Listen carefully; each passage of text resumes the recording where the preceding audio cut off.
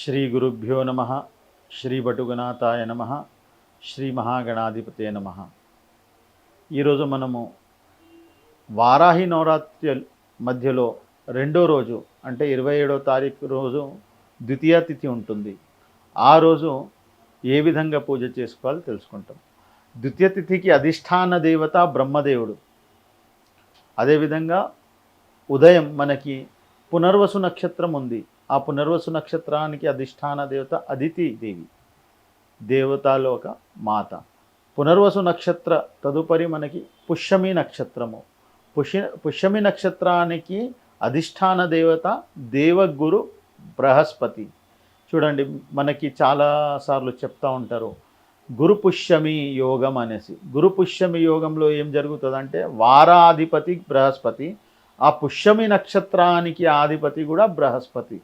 కానీ ఆ గురుకి శత్రు అయినట్టు శని నక్షత్రం పుష్యమి నక్షత్రం. కానీ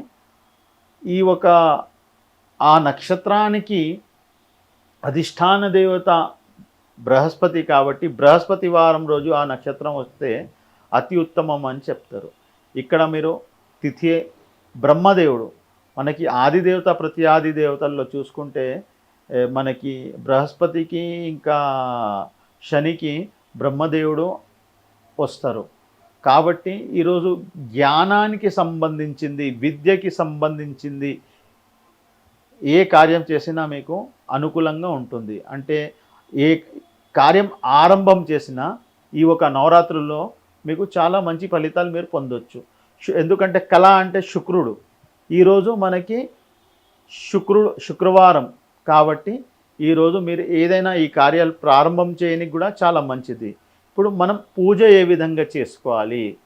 ద్వితీయ రోజు అమ్మవారికి శుక్రుడు తెల్లటి పూలతో మనం సువాసన గలిగిన పూలు అంటే మనకి మోగ్రా కావచ్చు, జూహి కావచ్చు, అలాంటి పూలతో అమ్మవారికి అర్చన చేయవచ్చు.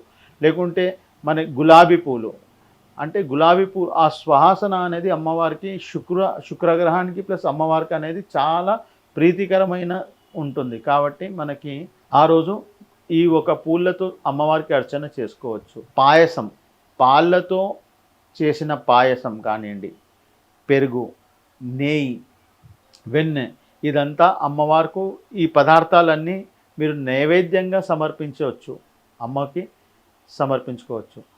అదేవిధంగా మనకి ధూపంలో మీరు గుగ్గిలం ద్వారా అమ్మవారికి ధూపం ఇస్తే చాలా అనుకూలమైన, అంటే మీ ఇంట్లో పాజిటివ్ ఎనర్జీ వచ్చే చాలా అవకాశాలు ఉంటాయి. కాబట్టి ద్వితీయ రోజు ఈ విధంగా మీరు పూజ చేసుకొని ఆ అమ్మ ఒక అనుగ్రహం పొందాలని కోరుకుంటూ శుభం భూయాత్. Please subscribe to the channel and download the Politicos app from the links in the description.